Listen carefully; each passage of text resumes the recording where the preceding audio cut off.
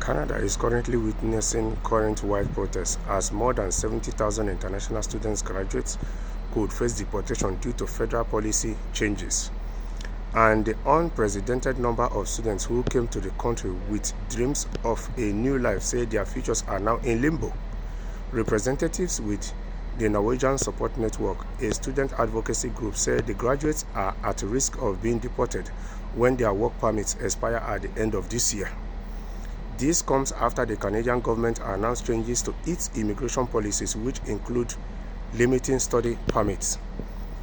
The impact has been devastating for these students. Tens of thousands who had planned to apply for permanent residence after completing their studies say they are now left with heavy loans and shattered dreams. Rallying coast to coast, international students across Canada are organizing protests against the backdrop of looming deportations. A group of students have set up encampments outside the Legislative Assembly in Prince David Island, protesting overnight for more than 3 months. The international students say they are facing a critical situation as a new provincial policies for a 25% reduction in permanent residence nominations have left many unexpectedly vulnerable to deportation. Similar scenes can be witnessed in Ontario, Manitoba, and British Columbia. I spent the most crucial 6 years of my life taking many risks to come to Canada, says Deep Singer, a former international student who is facing deportation. For the past 6 years, I studied, I worked, I paid taxes. I earned enough CRS comprehensive ranking system points, but the government has taken advantage of us. Singer is one of the former international students who spent his family's life savings on tuition abroad. He is now facing the dreadful deadline of his work permit expiring, and there's no promise of permanent residence in sight. There isn't consistency anymore, explains Kanwa Sarah, an immigration expert or consultant. At first, there were CEC, Canadian Experience Class, draws every 2 weeks, so they prepared for that. Now, students don't know whether the next draws will be causing huge backlogs. Hundreds of international students and immigrant workers have held rallies in recent months throughout Brampton, pushing back against narrative that blames them for local housing and job crisis. These students and advocacy groups, such as International Ski Student Organization, say that such problems are rooted in broader policy failures rather than the migration of international students.